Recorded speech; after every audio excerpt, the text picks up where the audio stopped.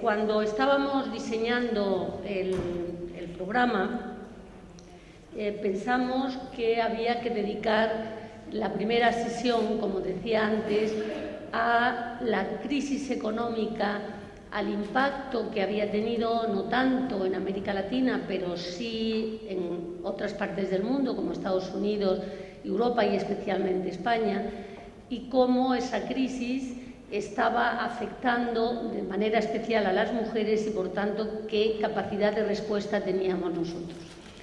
Pero, junto a esta reflexión inicial, también pensamos que ese debate ya lo habíamos hecho otros años y, sin embargo, había un debate que nos parecía que en este momento era especialmente importante y que, además, enlazaba con una iniciativa de CEPAL en este sentido, que hablamos también con Sonia Montaño. Por cierto, Sonia, por razones de visado, no ha podido venir. Es una pena porque nos hubiera contado la iniciativa que está llevando a cabo CEPAL en este sentido y el compromiso personal de Alicia Bárcena para impulsar la participación de las mujeres en puestos de dirección en la economía. Entonces nos parecía, y analizábamos con Amelia, con Alicia, con Teresa, analizábamos cómo muchas partes del mundo, desde luego en Europa, pero también en América Latina, el haber puesto primero cuotas y luego la paridad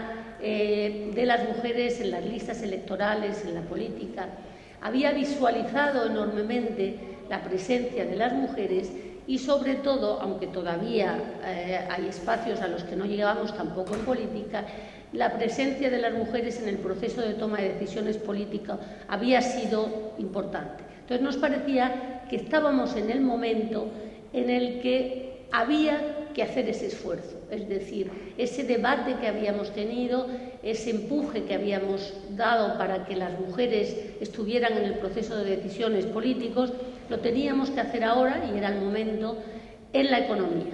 Analizábamos los datos de algunos países, desde luego España. En España, a pesar de haber una ley de igualdad que, como decía antes, introduce el elemento de procurar, decir a las empresas que procurar que en 8 años haya mujeres en los puestos de la dirección, pues hemos conseguido pasar en 6 años, ya de eso hablará también después Ana María, pues de en torno al 6% y no llegamos al 11%. Mientras que países como Noruega, que habían implantado la obligatoriedad de las mujeres, habían pasado en pocos años del 7 al 44%, y por tanto con un cambio extraordinariamente notable. Entonces nos pareció que era buen momento para las iberoamericanas tener este debate, que lo lleváramos después a nuestros países. Además, nos parecía que esto se produce en un entorno en el mundo de la empresa extraordinariamente positivo. Casi todas las empresas, desde luego en España, pero muchas también en América Latina, están haciendo de la responsabilidad social empresarial algo central en las empresas. Es decir, ya no es marketing, ya no es una moda, sino es algo que ha venido para quedarse. Y dentro de ese impulso y de esa mayor presencia de elementos de responsabilidad social en las empresas, el trabajar y luchar por la igualdad de género y la igualdad o la mayor presencia de las mujeres en la economía era especialmente interesante. Por eso pedimos a Ana María Llopis que viniera a hacer la ponencia inaugural y, como siempre hacemos, hay una ponente central y dos comentaristas, una española y otra de América Latina.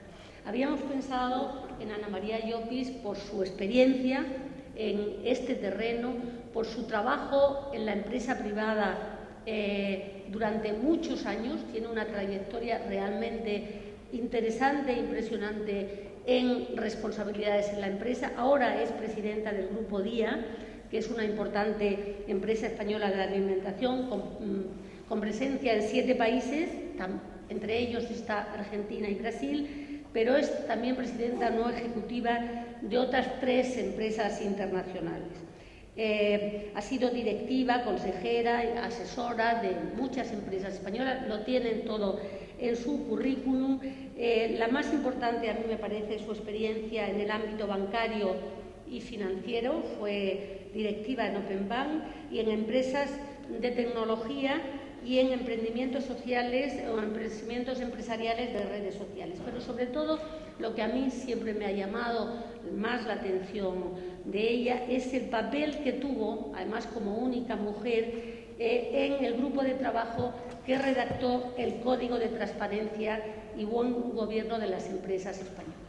Ahí es, aunque nosotros nos conocemos desde hace muchos años, ahí es donde volvimos a retomar el contacto y por eso Ana María forma parte también del grupo de expertos de responsabilidad social de la Fundación Carolina. Nos parecía que en España era una de las mujeres que más podía hablar de todo esto por sus responsabilidades y su compromiso también con la presencia de las mujeres en la economía.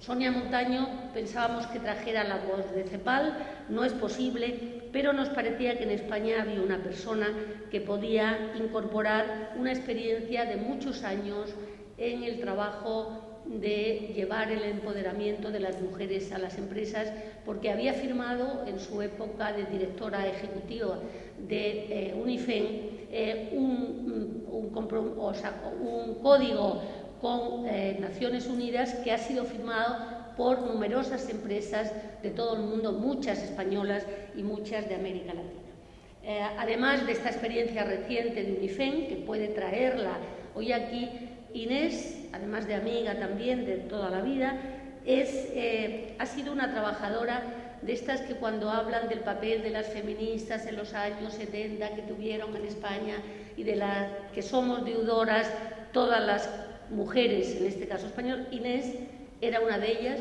que además unió tres cosas que a mí me parecen importantes.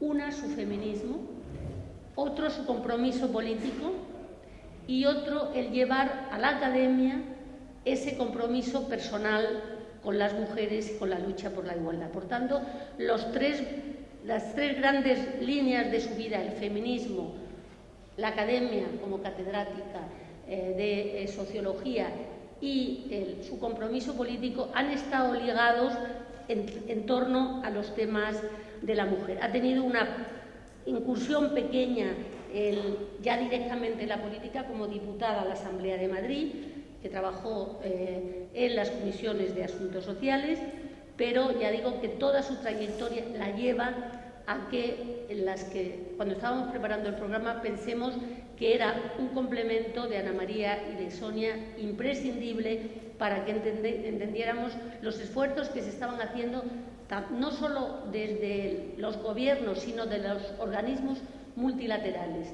UNIFEN, hoy ONU Mujeres lo es, integrada en Naciones Unidas, y yo creo que su experiencia para nosotros es vital. Primero le damos la palabra a Ana María, después a Inés, y luego abrimos ya un debate. Tenemos tiempo porque la comida no es hasta las 3, no os voy a tener aquí hasta las 3 trabajando. Descansaremos un rato a tomar café en torno a las 12:30, a la 1 menos cuarto, y tendremos tiempo para debatir. Y sin más, Ana María, tienes la palabra. Muchas gracias, Rosa. Muchas gracias a todas vosotras. Es un placer para mí y agradezco la invitación por parte de Rosa, del Instituto de la Mujer, de todo el equipo que ha montado este gran encuentro de Iberoamérica. Yo voy a dar una pequeña explicación, como la dio Trini, de su acento. Yo tengo el mío, porque nací en Venezuela y viví hasta los 18 años en Venezuela, con lo cual me siento como muy identificada con todas vosotras. Soy hija de un español republicano y de una venezolana de Coro, de la parte de Falcón, de origen español, indio, negro y sefardí. O sea que se confluye toda digamos, el crisol de razas en mí y en mis hermanas y en mis hijos, por supuesto, y del que me siento muy orgullosa de estar aquí. En un momento dado, las cosas que nos pasan a veces a las mujeres, haciendo un doctorado en la Universidad de Berkeley, me encontré con un español maravilloso de Zaragoza, Félix Indurain Muñoz, amigo de Rosa Conde de la juventud. Y bueno, y ya no volví a Venezuela, vine aquí y he hecho mi carrera profesional aquí. Yo tengo una presentación en PowerPoint, tiene muchísima información, yo siempre lo hago así, aunque no lo voy a contar todo, y lo hago porque luego se colgará o estará en un SlideShare y podréis compartirla y podréis tener los datos, y tiene vídeos y no vamos a poner los vídeos porque no hay tiempo y no está preparado tampoco el micrófono ni lo solicité, pero hay uno que es con el que comienzo, que me interesa muchísimo que veáis, los que no lo hayáis visto, que es el que ha hecho en la ONU Dilma Rousseff, porque me parece importantísimo y un hito histórico sin precedentes. Entonces, como lo único que yo quiero decir fue el comienzo de sus palabras, y me vais a permitir, pero las voy a leer porque me parece clave en el mensaje de lo que se está pensando y lo que ella representa y lo que representa también en este momento las Naciones Unidas. Por primera vez en la historia de las Naciones Unidas, esto es una traducción literal de lo que ella contó, una voz femenina inaugura el debate general, es la voz de la democracia y de la igualdad, reverberando desde esta tribuna que tiene el compromiso de ser la más representada del mundo. Y con humildad personal, pero con justificado orgullo de mujer, es que vivo este histórico momento. Comparto esta emoción con más de la mitad de los seres humanos de este planeta que, como yo, nacieron mujeres y que en las ciudades están ocupando el lugar que les corresponde en el mundo. Tener la certeza de que este es el siglo de las mujeres. En la lengua portuguesa, palabras como vida, alma y esperanza pertenecen al género femenino, y son también femeninas otras dos palabras muy especiales para mí: coraje y sinceridad, o valentía y sinceridad. Y es con estas palabras, coraje y sinceridad, con las que quiero hablarles hoy.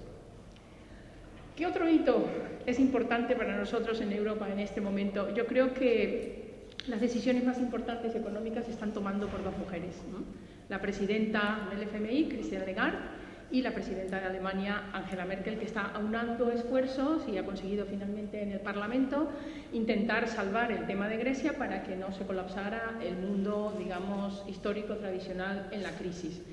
Pero cada vez vemos más que la crisis busca mujeres en la política, en la cultura, y la está buscando también en las empresas. En este momento hemos visto que ha salido el consejero delegado de HP y han puesto una mujer, ¿no? Empezamos a ver ese tipo de movimiento sistemáticamente. Cuando Pepsi-Cola decidió que tenía que ser una empresa un poco más socialmente responsable, buscó una mujer que la preside. Es decir, ¿qué tenemos nosotros? Pues yo creo que para resolver la crisis tenemos talento y talante, como dice Zapatero, que bastante ha hecho medidas sociales en favor de la mujer en todo su mandato. Talante democrático, unificador, mediador, conciliador y capacidad de llegar a acuerdos gana-gana, donde todo el mundo gana, y no solo soy yo egoísticamente, sino solidariamente, multidisciplinares, cruzando fronteras y barreras mil. Hoy, como decía, están dos mujeres.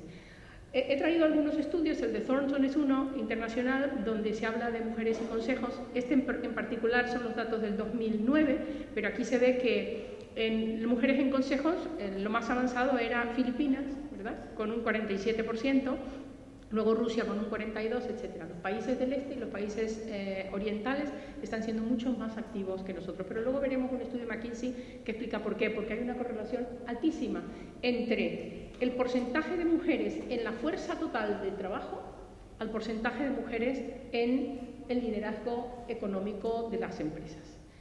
Aquí vemos un mapa de la evolución del 2009 al 2011. Desafortunadamente solo toma datos de 4 países de Iberoamérica, que son Chile, Argentina, Brasil y México, pero están allí representados. Como están representados, y España también, los campeones de Iberoamérica, España, son Chile con el 25% de consejeras, Brasil con el 24% y España con el 22%. En la alta dirección, incluye consejeras y alta dirección este estudio. Compañías sin ninguna mujer en la alta dirección, hemos retrocedido del 2009 al 2011, con lo cual hay 38% que no tienen ninguna mujer y antes teníamos un 35%, o sea que en algunos países este retroceso ha afectado la media. Los peores son los Emiratos Árabes, Japón con el 8%, India con 9%, Alemania con 11%, pero Estados Unidos no está en la media, está con el 15%, o sea que tampoco, siendo un país muy avanzado, el progreso de la mujer no está yendo a los ritmos adecuados. Y los que más han crecido de una manera espectacular es Tailandia, que le quita el puesto a Filipinas, Hong Kong, Grecia, Bélgica y Botsuana en África. ¿Cuáles son los roles de las mujeres en la alta dirección? En general, el 22% son directoras financieras o CFOs. A mí me ha sorprendido, porque este estudio es mundial, yo pensaría que estaban en otras áreas. porque se dice tradicionalmente que estamos más en las áreas de recursos humanos, en las áreas de comunicación, en las áreas de marketing, pero cuando se llega a la alta dirección hay muchísimas mujeres que son financieras. El 20% es verdad que está en recursos humanos y 9% en dirección de marketing o comercial. Sin embargo, cuando vamos a ver cuáles son realmente consejeros delegados, CEO, que llevan realmente la batuta ejecutiva, solamente el 8% de las compañías son mujeres las que lo ocupan, ¿no? La foto es muy diferente cuando, como hablamos, excluyendo Japón, que es el más retrasado en esto, cuando nos vamos a Oriente. Tailandia lidera con un 30%, le sigue China con un 19%, Taiwán con un 18% y Vietnam con un 16%. Estamos hablando de CEOs, o sea, consejeros delegados que llevan la batuta en las empresas. La ONU ha hecho muchísimo con sus objetivos 2015 y donde estaba trabajando Inés, por supuesto, el UNIFEM con Calvert ha hecho un fondo que es importantísimo y que sepamos que existe porque da financiación, inversiones a proyectos de mujeres y de hecho solo invierte en este tipo de mujeres que cumplen una serie de, digamos, de requisitos de participación de la mujer empresarial. Os lo dejo allí, están estos 7, el decálogo de las condiciones. También quería comentar que Bachelet, desde que llegó, está haciendo una labor enorme en el intercambio con empresas para que haya un mayor compromiso social con la mujer y acaba de firmar el 29 de septiembre con Coca-Cola que Coca-Cola se ha comprometido el empoderamiento de 5 millones de mujeres para dentro de 4 o 5 años que van a formar parte de su cadena de valor, es decir, a las que le van a comprar, las que van a distribuir sus productos, etc. Es decir, que se van a ocupar de que 5 millones de mujeres que son empresarias tengan relación con Coca-Cola. A mí me ha parecido esto una noticia interesantísima. Europa y su apoyo a la paridad, por supuesto, también con los objetivos 2015. La conferencia de igualdad de este año entre hombres y mujeres ha sido muy importante. ¿Qué hay en Europa? En el Parlamento Europeo el 33% son mujeres, pero en el resto de los parlamentos en media de Europa solo el 25% son mujeres y solo el 3% son presidentes de compañías cotizadas. Si nos vamos a las 50 mujeres de negocios más poderosas en Estados Unidos, aquí hay algunas. Empezamos por el área de alimentación, agricultura, química, salud, cosmética. Es muy interesante porque las más importantes y las más poderosas están en áreas que nos interesan a nosotros, que es la salud, la vida, el medio ambiente y la alimentación. Pero también las hay en informática, en fotocopiadoras, en todo, ¿no? Vosotros eso está, lo podéis pinchar, podéis ver, pero es muy interesante que todas estas son CEO o presidentas. La presidenta que están en negritas quiere decir que no son chairman, porque allá hay una diferencia entre presidenta y presidenta ejecutiva, son presidentas, pero hay un chairman por encima. ¿Y qué pasa internacionalmente? Pues las 10 mujeres más poderosas, una es Anglo American, que es una de las empresas más fuertes de minería, y es curiosísimo que una mujer la dirige, Cynthia Carroll en Inglaterra, Gail Kelly de Westpac, que es una de transporte y Australia, Marjorie Scardino para un grupo de media de medios y periódicos en Gran Bretaña, etc. Siemens en Alemania. Y hay dos que son las que están apuntando y creciendo más deprisa, que no están en esa lista de 10, porque una ocupa el puesto 22 y otra el 45, pero traje aquí la de 22 porque viene de Brasil, de un país emergente que ya no es emergente, y otra que viene de China, que es Era Xiu, porque es la directora de SAP para todo China y ha crecido como 200 o 300% el negocio desde que se lo dieron a ella. La quitaron, la cogieron, la reclutaron de Nokia y la pusieron en SAP en China. Mujeres presidentas y jefas de Estado. Bueno, aquí está la historia de todas las que han tenido alguna vez alguna mujer presidenta o jefa de Estado, pero en este momento hay 15. Si son solo presidentas y si hay alguna representación de jefas de Estado, como algunos de estos países, digamos, del Caribe, etcétera, pues tenemos hasta 20. Las cifras en España de consejos de administración de grandes compañías del IBEX 35, como comentaba Rosa, estamos ya en un 11,1% al 30 del 4 del 2011, que son los datos últimos recogidos, ¿vale? Pero hemos pasado del 2004 de tener un 3,4%, en el 2006 de un 5,1% se aplicó la ley de igualdad y la ley y la norma de gobierno corporativo que exigía que los comités de nombramientos de todas las compañías cotizadas en España, y ahí es donde yo intervine en esa redacción de esa ley, y lo pusimos así antes de que saliera la ley, porque era un código nada más, un código de buena conducta, tienen que cuando hay un nuevo cargo que se abre, y se abren muchos en España, parece que esos no se abren, pero en todas las compañías cotizadas de España se abren 290 cargos todos los años, o porque hay bajas, o porque hay fusiones o adquisiciones. De esos 285, 290 cargos, es irrisorio el número de mujeres que entran, es inaceptable, inadmisible, porque si todos los años rotan 290 cargos que se podrían rellenar, por lo menos el 50% con mujeres y no se llenan, y las mujeres están allí y son válidas, pues algo hay que hacer. Entonces vino la ley, porque sigue todavía sin funcionar. La ley lo que pasa es que dejó un plazo de unos 8 o 10 años hasta conseguir una equidad de 40 a 60, bien sea hombre o mujer, pero que todos los consejos tengan al mínimo 40% de cualquiera de los géneros. El progreso está siendo muy lento, entonces como el progreso está siendo muy lento, pues yo estoy de acuerdo con Rubalcaba que tendremos que poner una cuota si él llega al poder, y me imagino que el PP, si llega al poder, también tendrá que poner una cuota si quiere realmente estar al lado del crecimiento de las mujeres. Yo creo que lo más importante en España es que sí que hay 22% de mujeres ejecutivas, que es un 3% más que la media mundial, que es un 19%, pero solo un 7% son o presidentas o consejeras delegadas. En este momento creo que hay alguna presidenta más en alguna de las compañías cotizadas. Yo soy presidenta de Día desde el mes desde que salimos a bolsa en el mes de julio.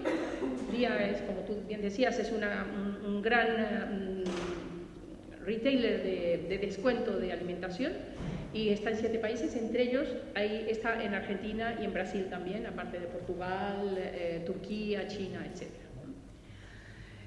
10 mujeres top, esto no está en un orden, no creáis que ese es el orden en que están, es un orden que yo elegí para coger algunas representativas, pero está Ana Patricia Botín del Grupo Santander, que es, según el Forbes y Fortune, es la única que está entre las 100 mujeres más poderosas del mundo, la única española. Es CEO de Santander UK, y ahora lo van a sacar a bolsa, que compraron en la Binational. Está Rosalía Mera, que fue fundadora de Sara con Ortega y antes de divorciarse era también consejera, ahora lo ha dejado y tiene una fundación estupenda donde está trabajando en muchos temas de responsabilidad social corporativa y en temas de salud. Esther Koplovich, con FSC, accionista y consejera de una de las empresas de construcción más grandes de España. Rosa García, que la acaban de nombrar CEO de Siemens y que antes era de Microsoft y que está en el Consejo de Banesto y el de la Bolsa de Madrid. María Garaña, presidenta de Microsoft España. María Dolores Dancausa, CEO de Bankinter. Amparo Moraleda está en Iberdrola como directora de toda el área internacional y antes era la presidenta de IBM España. Laura González Molero, que tenía su compañía, que la compró Merck y luego le hicieron a ella presidenta y CEO porque es una ejecutiva extraordinaria. Elena Herrero, vicepresidenta de HP en España, y Rosalía Portela, CEO de ONO, una de las grandes de cables de comunicación.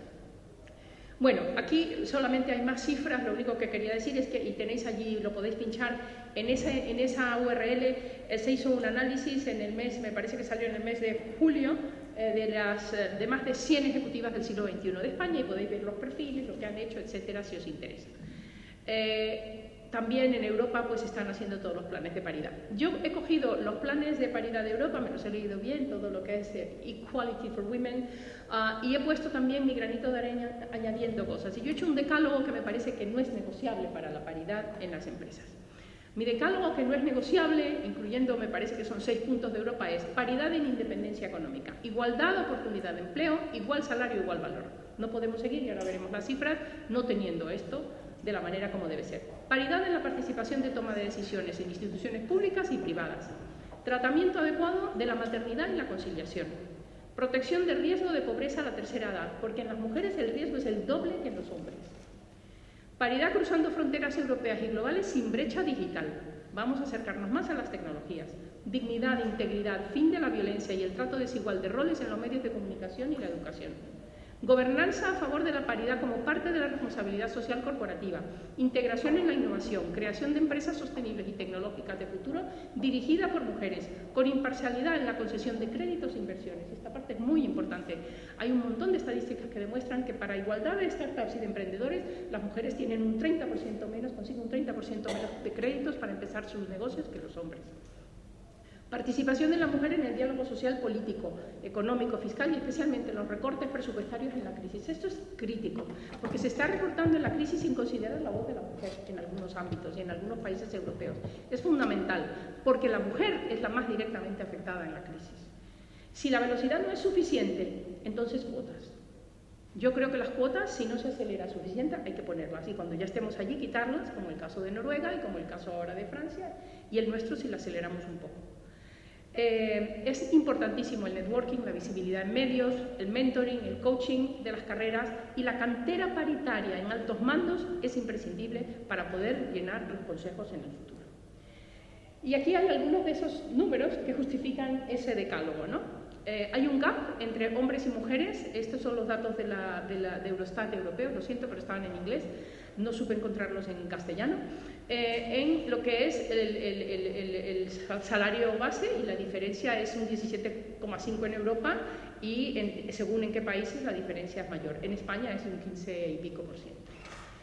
También hay un gap, a pesar de la educación, de que el 60% de las mujeres en España específicamente y en Europa son mujeres. A pesar de eso, en la educación terciaria seguimos teniendo un gap salarial. Hay una brecha digital.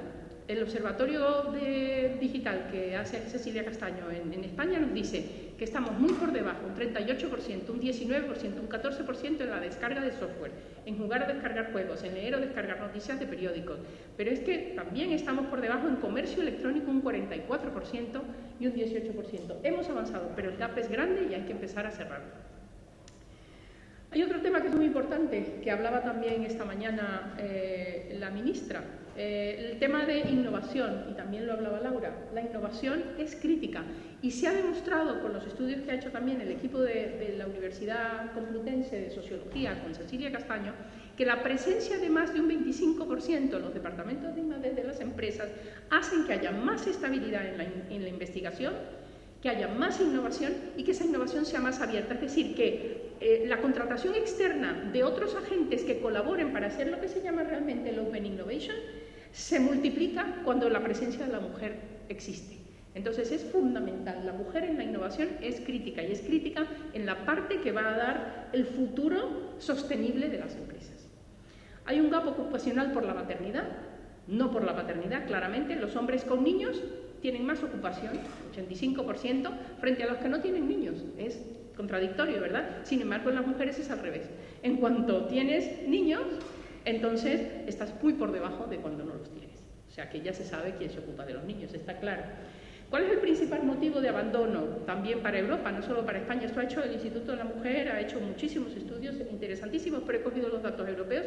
Lo mismo, la necesidad de que necesito más tiempo para paralizar mi carrera para mis niños es el 45%, y para el resto del miembro de la familia 24%. Empieza a ser muy importante el cuidado de los mayores. Yo misma paré mi carrera profesional 6 meses para ocuparme del Alzheimer de mi padre. Y luego decidí que ya hacía mi propia empresa, que no volvía más que a estar en consejos, pero no en una línea ejecutiva.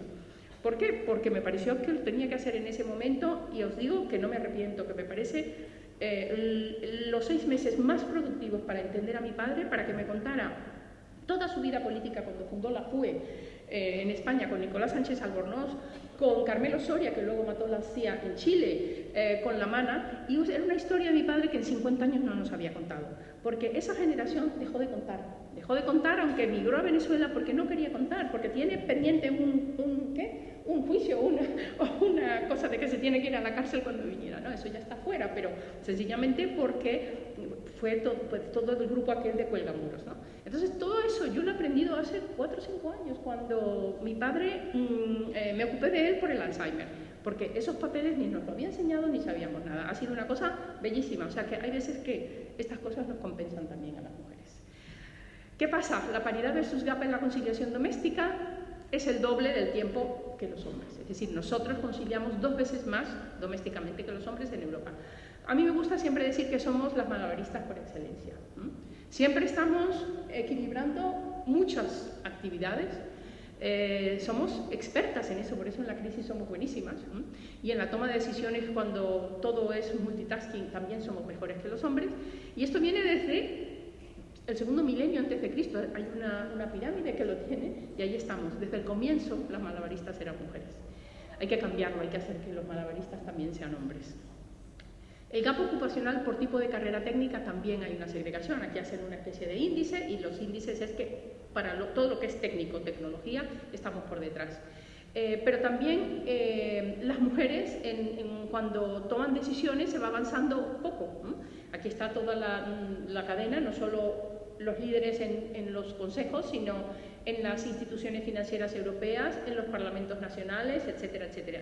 En ningún caso tenemos todavía el 40%, excepto en el Parlamento de Noruega, que ya se llegó. ¿Las mujeres somos rentables? Pues hay estudios que dicen que sí. Que todas aquellas empresas que tienen mujeres en sus consejos y más mujeres en la alta dirección son más rentables, dan mejores resultados, dan más beneficios, y aquí hay una serie de estudios que os dejo para que lo leáis. McKinsey ha hecho uno que ahora veremos algunos de los gráficos que son muy importantes. La mujer es la principal protagonista en la toma de decisiones de compras y del hogar. Por eso el tema de día era importante que cuando saliera a bolsa somos 2 mujeres, en un consejo de 10 tenemos el 20% en el consejo. Société Générale es el banco hoy francés con más mujeres y está entre las 10 empresas más importantes del mundo con más mujeres. Me lo dijo Natividad el otro día, que me llamó desde Washington para decirme que quería que fuera a dar una conferencia, puesto que yo estaba en el Consejo de Société Générale de Banca de París y que estaba entre las 10 empresas más importantes de participación de mujeres. Toma del 70% de las decisiones de compra las toman las mujeres, a pesar de ser el 51% de la población. El 60% toma las decisiones de compra ya de coches en Japón. El 70% usa PSS en Europa. La visión de las mujeres enriquece todas las ideas de los consejos y la correlación está clara con los beneficios. Esta es una correlación de mejora significativa en todos los indicadores de gestión para empresas que tienen más mujeres que otras, más de 3 mujeres en el consejo. Y esto es lo que pasa con los beneficios, los resultados, el EBITDA y el Return on Equity, ¿no? La devolución del capital entregado. Donde hay mujeres hay un 10% de mejora en el retorno de la inversión, en el EBITDA hay un 48% de mujeres y se multiplica por 1.7 los beneficios de esas empresas. Hay datos ya estadísticos y hay muchos estudios que lo demuestran. Este es el tema que yo decía, la correlación entre la participación del poder y las horas total trabajadas, que lo que te da es la indicación realmente del empleo femenino, pues está en los países como Suecia, Bulgaria, o sea, todos los países, digamos, de Europa, digamos, los países del este, de Europa del Este, donde la mujer está trabajando muchísimo desde hace más tiempo y ahora con la democratización y la apertura sigue trabajando, están mucho más colocadas en el poder, ¿no? La peor es Malta y allí tenemos España, pues, donde pues, estamos donde estamos. ¿Cuáles son los retos de la paridad? Bueno, pues como se hablaba antes, que se pongan leyes porque esto no, o códigos, porque esto no se acelera a suficiente. Entonces hay las medidas soft, que son los códigos de buen gobierno, los charters de adhesión voluntaria, como por ejemplo en Finlandia, que se ha conseguido pasar del 51 al 74% con un charter voluntario. Dinamarca y Holanda también tienen una adhesión voluntaria. Pero van más despacio que Noruega, que ya tiene el 40%, que puso una ley del 2006 al 2008, pero con penalización. La ley de Noruega era, aquellas empresas que en el 2008 no tuvieran el 40% de consejeras, dejaban de cotizar en bolsa. ¿Vosotros sabéis lo que eso significa? Dejaban de cotizar en bolsa. Esa era la penalización y la cumplieron. Y algunos de ellos lo hicieron antes. Por no poner mujeres se dieron de baja de bolsa, algunas empresas, pero se cumplió. La crítica era, claro, hemos puesto mujeres florero, hemos puesto mujeres cuota, van a ser peores consejeras que los hombres. No. Marit es una investigadora del norte de Noruega que ha hecho investigación y han encontrado que la media de formación de las nuevas que entraron en los consejos de Noruega tienen mejor formación que los hombres que ya formaban parte de esos consejos. Algunas más experiencia y lo más interesante es que las que tenían doctorados eran propios y las de los hombres eran honoris causa. O sea que es interesantísimo ese estudio, ¿no? Islandia, un 40%. Francia acaba de hacer una ley en el 2011, en 3 años tiene que conseguirse el 40%, pero es que en 6 años el 40%, pero es que les han puesto otro límite, que nosotros no lo pusimos en España, no se nos ocurrió. En 3 años tiene que ser el 20%. Y en 6, el 40. Nosotros pusimos 8 años para el 40 y teníamos que haber dicho no, ¿sabes? En 4, el 25. Y en no sé qué, bueno, eso se nos pasó. Porque a mí me la dieron a leer y yo puse algunos comentarios, pero debo reconocer que eso no se me ocurrió. O sea que los franceses o las francesas están siendo más listas en este modelo. Pero bueno, algo haremos. De todas maneras hemos progresado, pero no es suficiente. Y luego hay una necesidad de que las compañías públicas también den ejemplo y cumplan dentro de los próximos 2 años. Yo creo que en estos últimos 8 años se ha hecho un avance enorme en todas las compañías públicas y la presencia de la mujer, porque ha habido una apuesta seria del gobierno socialista en ello. Esperemos que, si no ganan las elecciones, que ojalá que las ganen, el próximo gobierno no dé una vuelta atrás en esa participación. Y luego hay recomendaciones europeas que son importantes y que todo el mundo tendríamos que seguir. La paridad, yo termino ya, requiere que orquestemos la imparcialidad. Y requiere que orquestemos la imparcialidad porque va más allá de leyes, códigos y charters. Hay que eliminar los sesgos. Tenemos sesgos todos, educacionales, culturales. Nosotras mismas, las mujeres, también tenemos sesgos a veces. Y un buen ejemplo que me gusta siempre contar, que no sé si todas lo conocéis, pero para aquellas que no lo conozcáis, es el de las orquestas americanas. En los 70 las orquestas americanas no tenían mujeres, ni directivas prácticamente, y se decía no es que las mujeres son peores músicos. Pero empezaron a haber promociones donde el 60% eran mujeres, el 70% Juilliard, que era una de las mejores escuelas de Nueva York, y sacaban las mejores notas y tal, y luego no las cogían las orquestas. ¿Qué está pasando? La orquesta de Boston dijo hay un sesgo. No nos damos cuenta, pero hay un sesgo. ¿Cómo podemos romper ese sesgo? Y decidieron, como la música solo se escucha, no se ve, vamos a poner biombos. Y las audiciones para que entren las mujeres en las orquestas americanas no van a ver si es una mujer o un hombre lo que hay detrás, solo van a escuchar la música que tocan. Bueno, inmediatamente empezaron a subir, lo veis aquí, de una manera espectacular, la presencia de mujeres. No subió más deprisa porque, oye, hay una vida límite que tampoco ibas a expulsar a los que ya estaban. Tenía que ser por la rotación de los que iban jubilándose o cambios o nuevas orquestas. Esto daba una indicación interesante. Pero llegó un momento en que se atascó un poco y no se entendía por qué. A veces a lo mejor había 7 mujeres y 3 hombres y entraban los 3 hombres y 3 mujeres en lugar de entrar más mujeres cuando proporcionalmente había más mujeres y dijeron, ¿qué pasa? Y lo que pasaba, esto se hizo, luego ya esa norma se hizo en todas las orquestas americanas, empezó la de Boston, la de Filadelfia, la de Nueva York, etc. Pues que se oían los tacones, señoras. Se oían los tacones. Entonces se pusieron alfombras y se les pedía que se quitaran los tacones y entonces empezaron a entrar en la cuota necesaria. Como yo creía que esto era una anécdota de esas que te cuentan pero que no estaba documentada, al final me metí en internet hasta que encontré la fuente de documentación y la declaración de la testigo, que es testigo de que se hizo ese cambio. Entonces, en este momento las orquestas, hay mujeres en España, en Iberoamérica, Inma Sara de España, Natalia Luis Basa, entre las mejores orquestas, es una venezolana que está en Inglaterra, Tania de León, ya mayor, pero era una de las cubanas que salió adelante con la música, Pilar Jurado, que ha sido la primera mujer que ha hecho una ópera para el Teatro Real, que ha compuesto una ópera, y la primera también que dirigió una ópera en el Teatro Real, es decir, que ya las mujeres, y yo creo que vamos a lanzar luego con lo que más adelante se hable de cultura.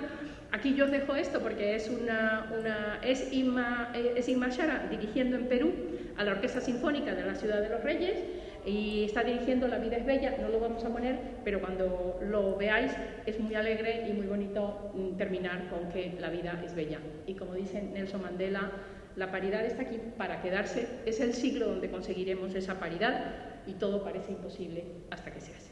Muchas gracias y aquí están mis datos.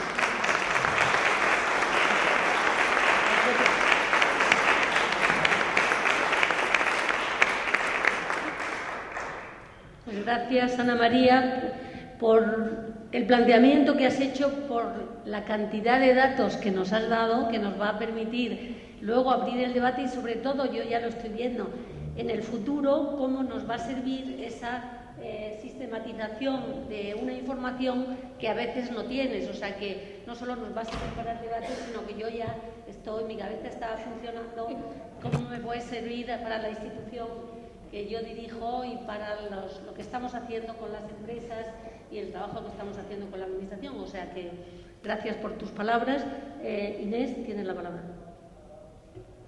Muchas gracias. Bueno, lo primero, expresar mi satisfacción por estar aquí de nuevo en el encuentro de líderes latinoamericanas, como en alguna otra ocasión que he sido invitada, y darles la bienvenida a todas y agradecerles su presencia y agradecer sobre todo a la Fundación Carolina y al Instituto de la Mujer y a la directora Amelia por haberme invitado a participar. Este es un tema que me interesa mucho, pero por una parte estoy encantada, entusiasmada con la presentación de Ana María. Me ha gustado muchísimo, he aprendido mucho y voy a aprender más cuando la vea con detalle. Y esto plantea una dificultad enorme. ¿Qué voy a decir yo ahora? ¿Qué puedo decir después de un repaso tan interesante, tan ameno, tan entusiasta de cuál es la situación de la participación de las mujeres a nivel económico, financiero, a nivel de la presencia de mujeres en los ámbitos de decisión, pero sobre todo en los ámbitos de decisión, has hablado de política, pero sobre todo en los ámbitos de decisión económica, que a nivel internacional, aunque ya no se discute la legitimidad de que las mujeres tienen que estar, sin embargo, las realidades, las cifras, bueno, pues la preocupación internacional por este tema es menor que a nivel político. Las mujeres hemos peleado, bueno, pues desde años, desde cientos de años, pero a nivel internacional, a partir de la segunda parte del siglo XX, con aquella fecha de 1975 y el apoyo decidido de Naciones Unidas por la paridad, por la presencia de mujeres, pues empieza a legitimar las ansias, las exigencias, la lucha de las mujeres por formar parte de la comunidad a todos los niveles, a nivel internacional, a nivel de los gobiernos de los países, a nivel de los partidos políticos y también a nivel de su comunidad, de la vida en su comunidad y de la vida en su familia, en su casa. Esa es la historia de la lucha de las mujeres por la igualdad, con con fechas muy significativas, como fue aquel año 1975 en México, en verano, que hubo un reconocimiento, una aceptación de que esta preocupación era legítima y que las mujeres teníamos derecho a pelear por estar a todos los niveles. En ese tema se ha trabajado inicialmente por el tema político. Es decir, hace falta que estén cuando se hacen las leyes, hace falta que estén en los gobiernos, hace falta que estén en la administración local y hace falta que las leyes de la vida cotidiana, el Código Civil, el Código Penal, en todos los países reconozcan la libertad y la igualdad de oportunidades de los hombres y de las mujeres. En este tema hemos avanzado mucho porque actualmente no se discute la legitimidad de la exigencia de la igualdad a nivel político. Pero en el terreno económico las cosas han ido un poquito más despacio, quizás porque, pues porque siempre hay que haber prioridades. Y tenemos que las mujeres han peleado primero por la educación, luego por el empleo, y se han visto resultados fantásticos. Las mujeres están en las universidades al mismo nivel que los hombres. Incluso el año pasado salían unas estadísticas de las universidades americanas. Hay mayor número de mujeres que obtienen máster en las universidades americanas que hombres. Es decir, las mujeres se han colocado a los niveles de la educación en igualdad.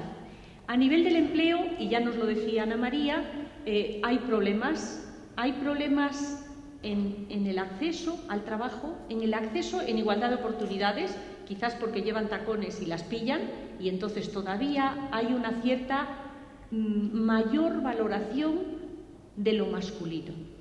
Todavía, y no es cosa de las empresas solo, todos nosotros, por nuestra socialización, por nuestra infancia, muy a menudo tenemos la mentalidad, tenemos el chip, porque lo vimos de pequeñas.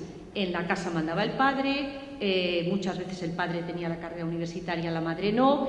Es decir, tenemos que cambiar el chip. Las mujeres tienen tanta capacidad para trabajar como los hombres y sobre todo para dar resultados. Y eso todavía no es realidad. Los salarios, los resultados de salarios, incluso en el ámbito europeo, que es el ámbito en que más se ha trabajado activamente por la igualdad, en el empleo y en las recompensas económicas de los empleos todavía no hay paridad. Pero ahora se está discutiendo que no basta solo con el empleo y con el salario, que tiene que ser, por supuesto, igualitario, con las oportunidades de entrada en el trabajo y las oportunidades de promoción en el trabajo. Sobre eso se ha hecho mucho activismo y mucho trabajo y se ha avanzado mucho. Ahora estamos discutiendo que también al nivel máximo de las decisiones económicas hace falta tener mujeres. Al nivel de las grandes empresas y de los consejos de administración de las grandes empresas, es decir, en lo que sea la dirección de las decisiones, pero también en la dirección ejecutiva, la dirección de cómo funciona la empresa, de quién lleva las cuentas, de cómo son los resultados, decisiones de inversión, etc. Y ahí todavía, como decía en la revista The Economist hace hace unas semanas, todavía las mujeres están solas en la cumbre. Still lonely in the top. Todavía son pocas las mujeres que están en los niveles más altos de decisión y de control y de poder en las empresas económicas, en las empresas privadas y públicas, y todavía los resultados de, bueno, pues de esa discusión, de esos debates, de que las mujeres tienen que estar tan presentes como los hombres, pues no son realidad. Ha habido muchas veces, bueno, en esta lucha por conseguir una serie de paridades, normalmente hay mucha resistencia. Bueno, pues porque la inercia de lo existente, la inercia de lo que existe tiene una fuerza enorme. Y entonces, como sabemos, pues que los grandes bancos, pues normalmente los grandes directivos, los CEO, los consejeros, han sido siempre hombres, pues hay un peso de esa realidad. Y mucha resistencia está basada en esa tradición. Y entonces se dice, bueno, pues nombran a una mujer, la mujer florero. Yo creo que ya se hace claro, por supuesto, es una medida de resistencia llamarles floreros. Es una ridiculez llamar floreros a las mujeres que están en los consejos de administración, porque hay así de hombres que quisieran estar allí. Hay muchísimas personas que las admiran, que las envidian, y es muy difícil llegar, es muy arriesgado estar allí, es muy envidiable estar allí y es muy satisfactorio estar allí, pero sí puede ser incómodo, puede ser difícil ser un caso excepcional. Y en ese sentido, y ya lo decía muy bien en el encuentro de Beijing de 1995, cuando se discutían todas las cuestiones, las políticas, las económicas, que el esfuerzo por la paridad, que el esfuerzo por tener mujeres en los niveles de decisión máximo es importante para todas nosotras, es importante para todas las mujeres adultas, porque tienen derecho, porque es de justicia, porque es una manera de ejercer la ciudadanía, pero es también muy importante para el futuro, porque va a marcar las imágenes, la manera de pensar de la siguiente generación, de las niñas y de los niños. Es muy importante que haya mujeres a todos los niveles para que nos acostumbremos a tener esas ambiciones. No nosotras, tanto, y por supuesto nosotras, pero sobre todo es muy importante por las siguientes generaciones. Pero todavía las mujeres a los niveles de mayor dirección en los ámbitos financieros, económicos, todavía son pocas, todavía están un poco solas, todavía son un poco excepciones, bichos raros. Y eso es ridículo, es injusto, pero sobre todo, y es lo más interesante de lo que ha señalado Ana María en su posición, es económicamente un error.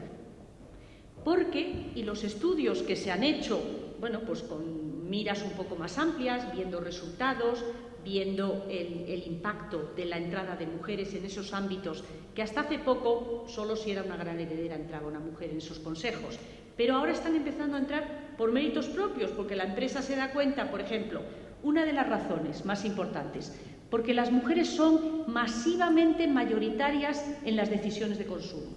Entonces, la imagen de las empresas puede verse comprometida si no cuentan con alguna mujer. Normalmente empiezan con una, con dos, poquito a poco, pero es que a veces las fotos de un consejo de administración es que parecen fotos del Vaticano, es que solo hay hombres, es que eso, yo no sé, no lo sé, cómo no se les cae la cara de vergüenza, pero en fin, no se les cae. ¿Por qué sobre todo no se les cae?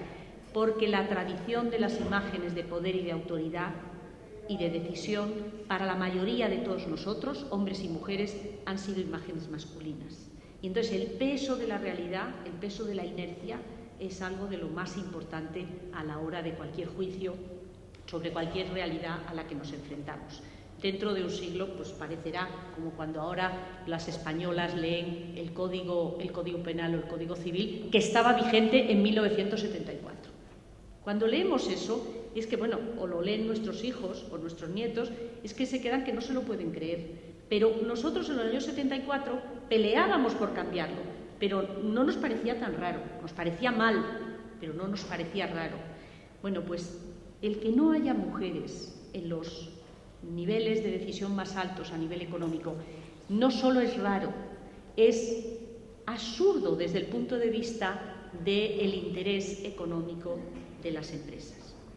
Es decir, hay una gran cantidad de estudios que en los últimos años han hecho el caso de las razones por las que conviene que haya mujeres en los niveles de decisión, entre las ejecutivas de las empresas, entre las personas que toman decisiones de marketing, de entrar en un país nuevo o no entrar, de invertir más en una parte de la empresa o en otra, y también en los consejos de administración, que son los que finalmente ratifican, aceptan, toman la decisión final sobre todas estas cuestiones. Es ridículo porque hay muchas razones económicas para valorar la presencia de mujeres. Y entonces, por supuesto, la imagen frente a los consumidores, porque los consumidores son mayoritariamente mujeres, eso es un tema fundamental y va a ser cada vez más fundamental, porque si os fijáis, en una sociedad en la que la comunicación es mucho más fluida, eso tiene mucho más peso. Porque ahora no solo tomamos, pues no sé, los dulces esos españoles, desde que sabemos que tienen esos problemas tan grandes de financiación vinculados a una familia española que tiene problemas graves con la justicia y con el orden, pues también influye a lo mejor en nuestra decisión de comprar o no esos productos. Porque la comunicación es mucho más rica, mucho más fluida, está presente mucho más en la vida social. Y entonces a las empresas les importa muchísimo más su imagen, igual que se han preocupado de hacer una publicidad que ahora ya, pues casi nunca, es una publicidad misógina, una publicidad ofensiva por las mujeres, no por nada, por el interés que les trae de tener contentas a la mayoría de los consumidores, que son a la mayoría de sus consumidoras. Luego están las razones que podríamos esgrimir aquí, de justicia, igualdad de oportunidades, de ciudadanía, los derechos que tienen las mujeres. Pero a mí me importa sobre todo presentar y ir tomando una conciencia más fuerte de las razones económicas que pueden estar detrás de que las empresas, y sobre todo a un primer nivel, las grandes empresas, que son las que marcan pauta y las que marcan líneas políticas de cambio social, pueden estar más claramente interesadas por tener mujeres en sus niveles más altos. Pues bien, ha dicho Ana María cómo hay estudios, el Thornton, el Kinsey, hay una serie de estudios, un informe que se hizo en la Comunidad Europea para la presentación de marzo del año pasado, cuando la consejera, bueno, la comisaria de Justicia, Reding, estableció esa necesidad de que Europa se ponga al día en este tema, que se ponga al día con las mujeres, y marcó unos objetivos. O las empresas europeas empiezan a tomar en serio tener en sus niveles más altos de decisión presencia de mujeres y unos objetivos de primero un 20% y a 6 años un 40%, o vamos a tener que tomar medidas. Es importante por muchísimas razones, pero fundamentalmente por razones económicas, por razones de éxito, de logro, de realización de beneficios, etc. Es decir, no solo son temas de justicia, temas de igualdad de oportunidades, que a mí me parecerían suficientes, pero a mí me parece muy importante y muy interesante de la ponencia de Ana María Llopis señalar que las razones económicas son potentísimas, y hay que tener en cuenta que para convencer a las empresas les vamos a convencer muchísimo más con razones económicas que con razones de igualdad de oportunidades. ¿Por qué? Porque la mayoría, por el momento, de los que toman las decisiones en las grandes empresas son hombres. Razones económicas las van a escuchar. Razones de igualdad de oportunidades, pues sí, hay muchos, pero hay alguno que otro convertido, pues a lo mejor esos tíos que de repente han sido toda su vida, bueno, no les ha importado mucho ese tema, pero de repente tienen solo 3 hijas.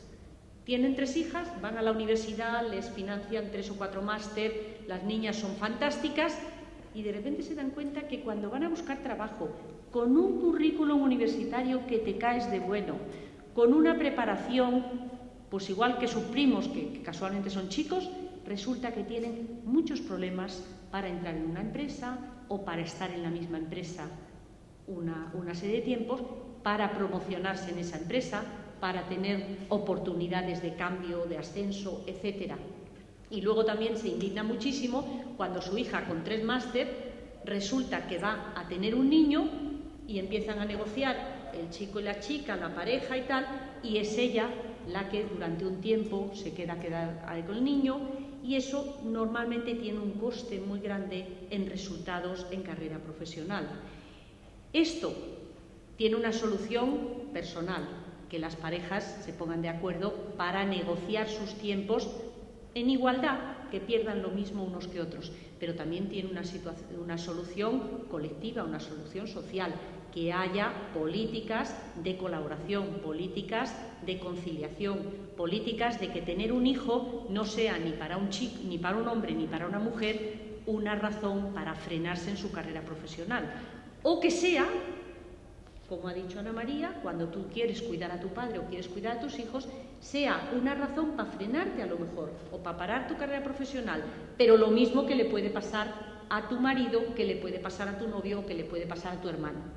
Es decir, repartir las desventajas, si acaso las hay en esa conciliación familia-trabajo, tiene todo el sentido. Lo que no tiene sentido, aunque no nos parece raro porque lo hemos visto desde pequeños, desde pequeñas, que la conciliación solo sea una cosa de mujeres. En ese sentido, yo quería llegar a un tema que ha señalado también Ana María en su ponencia, que es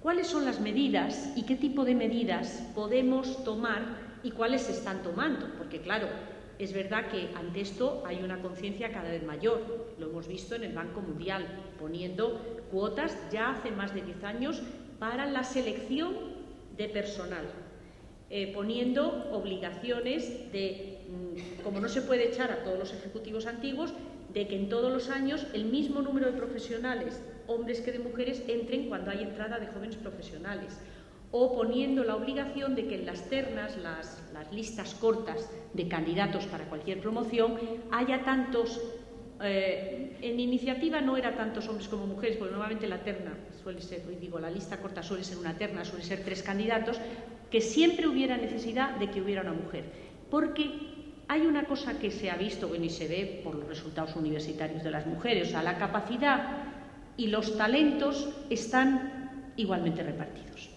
Eso yo creo que ya no lo discute nadie. Hay tantas mujeres y tantos hombres incapaces y hay tantos hombres y tantas mujeres fantásticos y llenos de talento.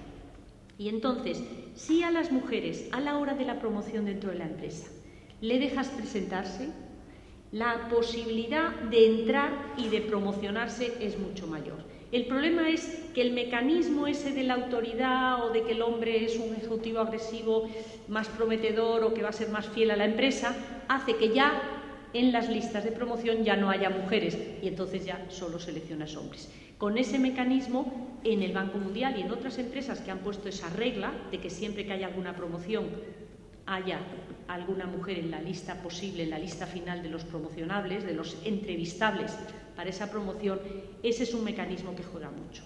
Este mecanismo de la capacidad, la posibilidad de darle a alguien la oportunidad de presentarse a sí misma, se ha visto en resultados muy satisfactorios en un mecanismo que no se hizo por igualdad, pero que ha funcionado en los últimos años muy claramente en la administración española en las formas de promoción. En la administración española, la mayoría de los profesionales lo son por carrera profesional y acceso público abierto para todos mediante concurso típico. Nosotros le llamamos las oposiciones. Las oposiciones es una especie de examen horrible que los jóvenes, normalmente jóvenes, porque hay un tope, no sé hasta qué edad te puedes presentar unas oposiciones. Bueno, en la universidad hasta que te mueres te puedes presentar unas oposiciones. Eso es horrible porque normalmente la carrera es muy lenta. Pero en las oposiciones para la administración pública en España, pues suelen ser jóvenes entre 25 y 35, 40 años que están preparándose, estudiando como locos y van a pasar unos exámenes. Entre las promociones de gentes mejores preparados de las universidades españolas en los últimos años o viniendo de universidades extranjeras, Muchos optan por intentar entrar en las carreras, en las empresas privadas, y otros jóvenes optan por intentar entrar en la administración pública mediante ese sistema. ¿Qué diferencia? Todos intentan ser sistemas abiertos, sistemas de coger al mejor, tanto en la empresa pública como en la empresa privada. Pero ¿cuál es la diferencia más clara que se puede encontrar cuando tú ves cómo los jóvenes buscan trabajo? En las oposiciones, con que tú te matricules, tú tienes oportunidad de hacer el examen. Y en las empresas tú mandas los currículum y ellos ya invitan, solo unos pocos, a presentarse y a contar sus... Entonces, en ese paso hay una posibilidad de que muchas mujeres se queden. ¿Por qué? Pues porque tenemos esa mentalidad. Muchos hombres la tienen, muchas mujeres no la estamos quitando, muchos hombres no la tienen, pero mayoritariamente hay un prejuicio sobre las capacidades de logro, de éxito, de trabajo de las mujeres. Y sin embargo hay un prejuicio positivo, que eso es muy impresionante, porque ese prejuicio positivo sobre el valor potencial de los hombres, de los jóvenes que se presentan a una oposición o que se presentan a un trabajo, es recíproco en hombres y mujeres. Es decir, el prejuicio positivo a intentar ver capacidades en los jóvenes promesas lo tienen los hombres y las mujeres en cualquier comité de dirección, en cualquier jurado o comité. Mientras que el prejuicio negativo con respecto a las mujeres lo tienen muy frecuentemente los hombres, pero también los hombres jóvenes. Esto se ha hecho estudios sobre estudiantes, intentando valorar a los colegas de la universidad sobre el futuro profesional y los logros que tú crees que tus colegas van a tener en el futuro. Y se ha visto que está muy extendido el miedo a no tener éxito en el futuro de las mujeres. Mientras que los hombres a lo mejor en el futuro no tienen éxito, no pasa nada. Pero las expectativas sobre su futuro éxito son más altas. Ya le preguntes a las chicas, ya le preguntes a los chicos, según un estudio que ahora, como yo no soy tan fantástica como Ana María, no puedo decirles la fuente exacta, pero era un estudio muy interesante de cómo las expectativas de futuro reflejan los prejuicios que muchos de nosotros tenemos. Prejuicios que hay que combatir con esas formas tan interesantes como esa de la admiración, como era la admiración, la valoración de la imparcialidad. Es muy importante ser imparciales, por supuesto, frente a la gente distinta, frente a la gente que ha tenido unas oportunidades, una trayectoria distinta que la nuestra, porque hay una valoración enorme de lo que somos. Y en este sentido juega mucho a la hora de la promoción y de llegada de las mujeres a los altos niveles de la dirección económica de las empresas el prejuicio de los iguales, que se mezcla con otra cosa que dicen en inglés el club de los chicos, The Boys Club. La gente piensa que si uno ha sido un ejecutivo de pro, pues a la hora que ve a un chico joven y que en el futuro ve que podrá ser y lograr las cosas que él va a lograr, le valora más, le ve más parecido. Mientras que a un señor, a lo mejor que ahora tenga 70 o 60 años y haya tenido una carrera profesional, pues ya sea en la City de Londres o aquí en Madrid, en una gran empresa, le cuesta más entender o visualizar el futuro de una chica joven que le viene, pues empezando con los tacones, los pelos disparados y otra trayectoria distinta, porque él ha estado vinculado a lo mejor a una mujer que no se ha metido en los negocios. Algunos sí se han metido en los negocios, pero, es decir, la identidad en la proyección de las capacidades de los demás, la identidad con uno mismo juega a favor.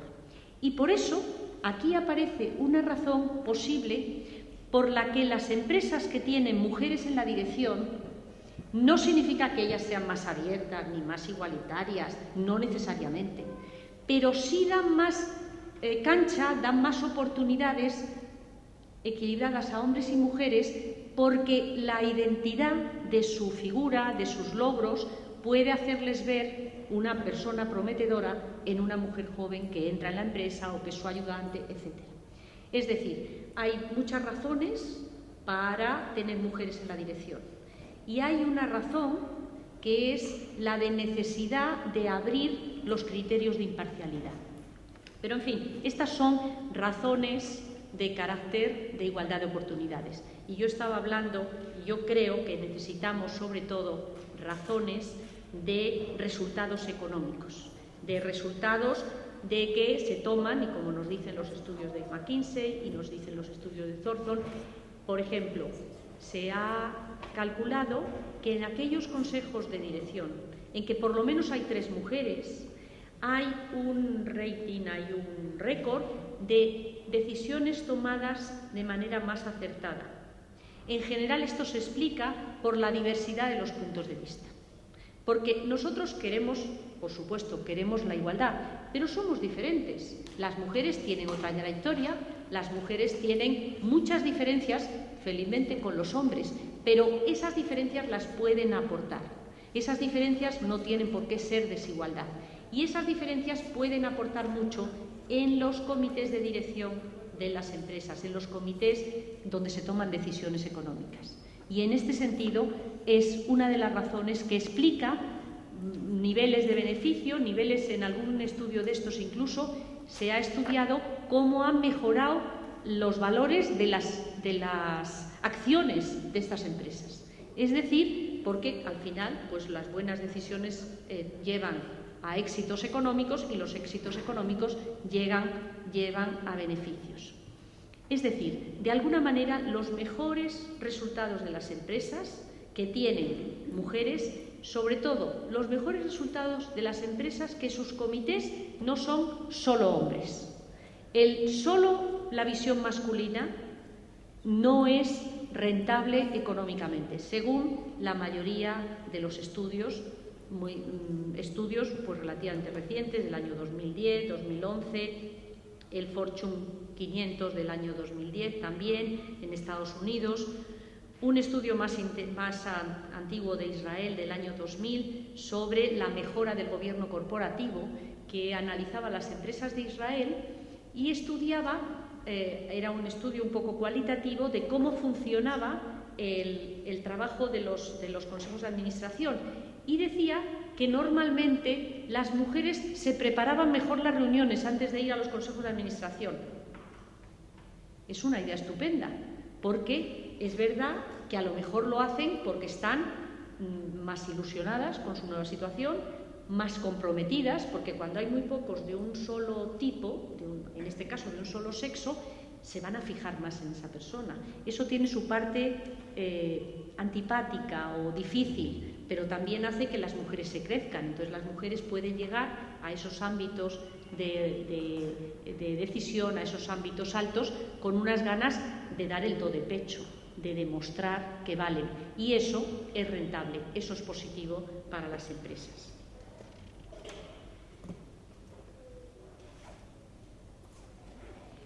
Ahora bien, ¿cuáles son las maneras posibles para incentivar esto? Porque, eso sí, lo decía el estudio de la consejera Reding de este año, de marzo de este año, si las cosas siguen como hasta ahora, los estudios de las empresas europeas, es que va a haber equilibrio y paridad en las grandes empresas a nivel máximo en 70 años. Y quizás no debemos esperar 70 años para alcanzar esos niveles, fundamentalmente por razones económicas, pero desde nuestro punto de vista también por razones de igualdad de oportunidades y de derechos de las mujeres, pero vamos, por razones económicas está claro. Y entonces ante esto hay una serie de medidas que se pueden tomar. Hay por una parte las medidas coercitivas, es decir, medidas de no hay más cáscaras. Una ley que obligue a las grandes empresas a tener un porcentaje. Normalmente cuando hablamos de paridad, y yo me acuerdo aquella reunión en Atenas del año, yo creo que fue del año 1996, hablando de paridad, las mujeres europeas hablaban de paridad política y se puede decir que una situación es equilibrada cuando no hay más de un sexo que tenga el 60%, ni hay menos de otro que tenga el 40%. Es decir, el 60-40 es la paridad. Hombre, la verdad es que la paridad es el 50-50, pero podemos decir que hay un cierto balance, una cierta situación aceptable en el 40-60. Pues bien, Noruega, en el año 2003, decide imponer, porque lo iba diciendo Noruega, ya habréis visto que todos los temas estos de la paridad, desde que en 1988 introdujo las cuotas de participación política, ha sido muy pionera en empujar a las mujeres a participar, unido a políticas sociales muy claras de apoyo a la compatibilidad familia-trabajo para hombres y mujeres.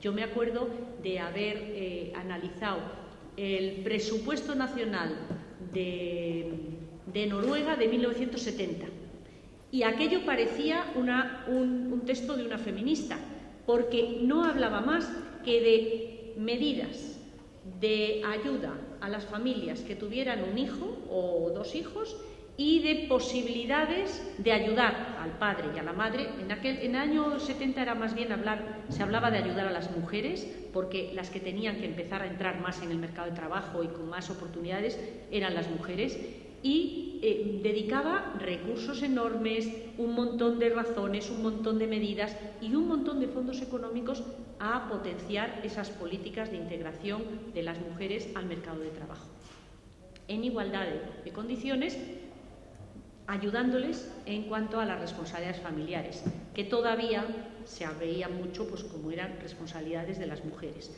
Felizmente ahora, aunque todavía la realidad es que las mujeres cargan con el gran peso de las cuestiones familiares, de hijos y de padres y madres, pero de cuidar a los familiares en general, pero ya no se discute que la conciliación es para hombres y para mujeres. Todavía es una cosa más de mujeres en la realidad, pero no en la ley, no en la mayoría de las leyes.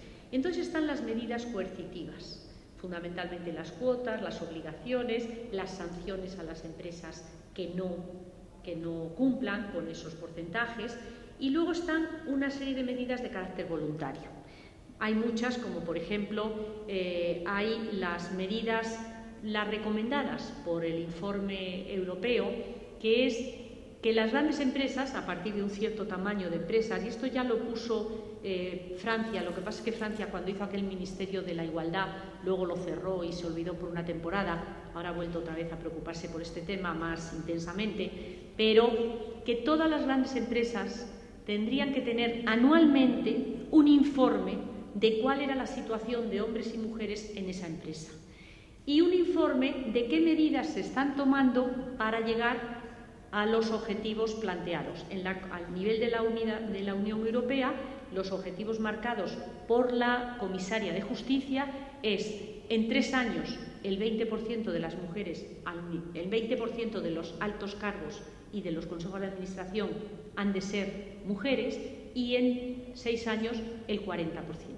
Pero las medidas para empujarlo se dicen cada uno que sea creativo, cada uno que invente las medidas, pero se recomienda ese informe anual de todas las empresas explicando qué medidas se están tomando y señalándose a sí mismo objetivos.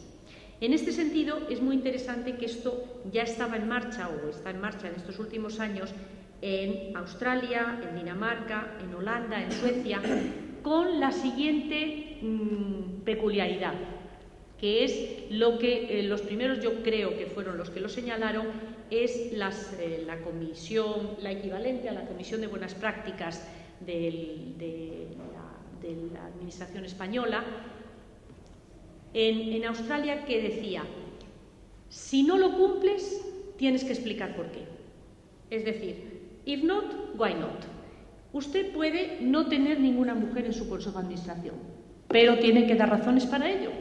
Tiene que decir pues esas cosas tan increíbles que todavía oímos, de que no ha encontrado ninguna mujer con capacidad, y luego veremos, en fin, vemos cosas. Pero lo interesante es que a estos objetivos, que eso yo creo que es un paso muy importante, que ya se reconocen como objetivos legítimos, Lo interesante es que todavía hay una gran discusión sobre si la manera de alcanzarlos debe ser mediante decisiones internas, motivación interna y todos esos trabajos a los que se ha referido Ana María, coaching, es decir, que en las empresas a cada joven profesional, pero sobre todo a las mujeres jóvenes profesionales, se les haga una especie de entrenamiento para su carrera profesional, con objetivos, con training, con preparación. También lo que se llama el apadrinar a una profesional por parte de un alto directivo de la empresa que le aconseja, con el que puede discutir, con el que puede ayudarle a tomar decisiones, tanto con su trabajo concreto como con su carrera profesional. Tengo que terminar, muy bien. Y, por último, solo quería decir una cosa con respecto a medidas coercitivas y no coercitivas. Yo creo que todas las medidas en las empresas son mejor recibidas, las medidas no coercitivas, pero desafortunadamente la historia que tenemos es que no dan muy buenos resultados, dan resultados mucho más lentos. Pero la medida coercitiva que más se discute y que más se discutió en España en el 2007 cuando se hizo la ley de la igualdad, porque se quería copiar el modelo noruego y en la ley inicialmente se dijo poner cuotas de participación en las grandes empresas. Sin embargo, hubo una reacción enorme de la COE, de las grandes empresas, de los grandes ejecutivos, de que eso sería llenar de torpes los grandes consejos. Bueno, eso es una tontería enorme, pero sobre todo yo lo que quería terminar es señalando cómo cuando de manera ciega y necesaria tú estableces cuotas para hombres y para mujeres, los resultados son claramente igualitarios, porque los hombres y las mujeres tienen la misma capacidad.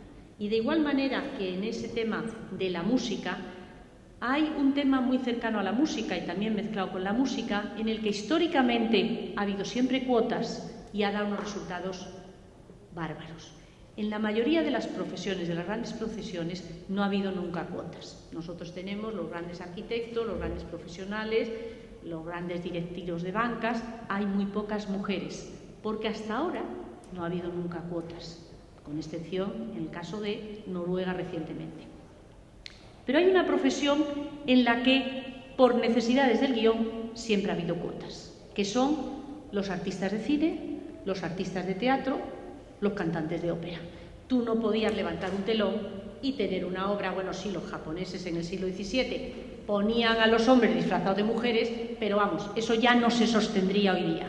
Tú no puedes levantar un telón más, salvo una obra excepcional, 12 hombres sin piedad, pero normalmente tú necesitas mujeres y hombres protagonistas. Y en la ópera tú necesitas mujeres cantantes igual que hombres cantantes. Casualmente, si vosotros pensáis, es en la única profesión en la que los niveles de las divas y de los divos, de los grandes logros, de los sueldos astronómicos, son similares entre los hombres y las mujeres. Casualmente son profesiones en las que ha habido cuotas ciegas, cuotas que nadie ha decidido, que nadie ha discutido, pero que no ha habido más remedio que tenerlas en cuenta. Muchas gracias.